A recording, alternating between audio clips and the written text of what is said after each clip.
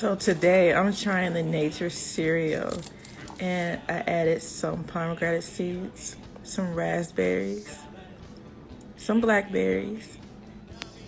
Gotta have the blueberries. And you got to have some strawberries. I can't eat fruit without strawberries. And now I added the coconut water.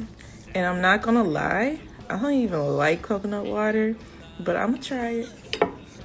And now I'm mixing it up, and it already looks so good. I can't wait to try it. And now, let me tell you, it is so good. It's refreshing, and I'm definitely gonna try this again.